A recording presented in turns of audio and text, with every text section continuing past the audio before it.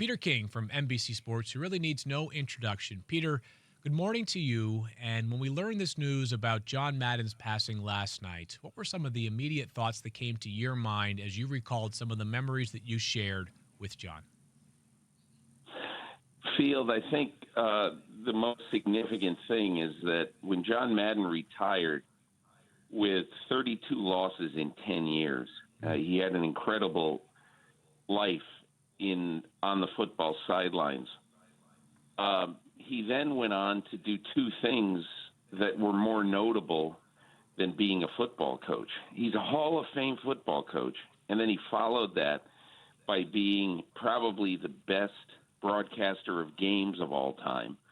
And he followed that also by putting a $7 billion video game on the market. He didn't do it personally. He lent his name and voice and support to it. And not only did he do all those things, but I believe that he just really broadened the NFL's fan base. And by that, I mean, I believe that you know, as my wife said the other day, that he made her love football.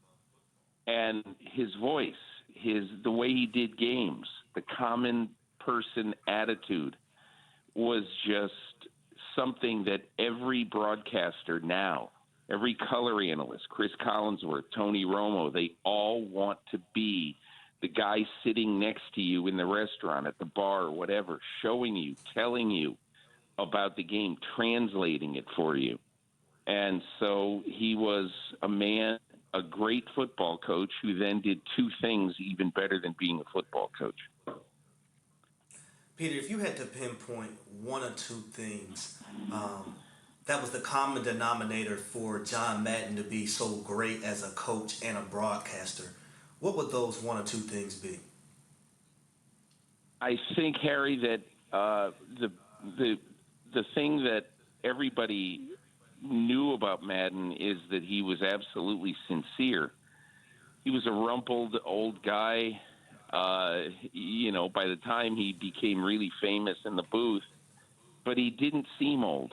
He didn't seem like he was in his 50s and 60s and you know, and ended in his 70s. He seemed like he was so full of life and having so much fun. He loved his job.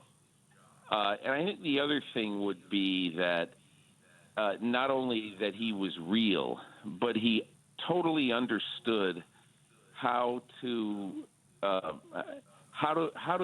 educate people about this game that is so hard to understand. Harry, you've been in meeting rooms forever, and you understand that most of what is said in the media or by fans is not maliciously wrong or anything like that, but it just isn't. It isn't backboned by an education about the game. And Madden did that, and he made it easy for people to understand the game. Peter, you mentioned that some people know John Madden as a video game tycoon. That may be the most familiar part of his life to many.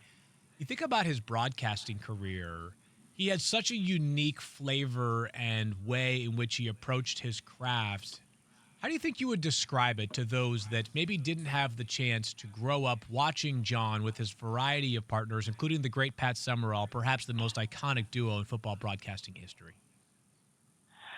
Field, I'll explain that, and I'll answer that by talking about a trip I took with John in 1980. I took a bus across the country from his home in Pleasanton, California, in the Bay Area, to the Dakota apartment building where he was a neighbor of Yoko Ono in Manhattan. And on that trip, the essence of Madden came across, and it's the same essence that he had on television. And the essence essentially is this: he's curious, and he cares, and he really wants to do a great job.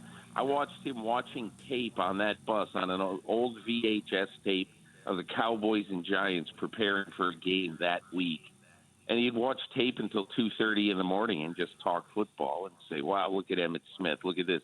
It wasn't Field, it wasn't anything that seemed like work. As he said in the clip leading into this, he never worked a day in his life. This was fun. Who wouldn't want to drive on a Hyatt suite on wheels across the country, eating what you want and wearing whatever you want and watching tape of football, which you love? And everything that he did, when you listen to him do a game, circling Troy Aikman's ratty beard one week when he was on the sidelines. He once circled me and George Toma on the sidelines of a sopping wet, rainy game at Candlestick Park when I was interviewing him for Sports Illustrated. And he had fun. He made football fun, and I think that was his signature.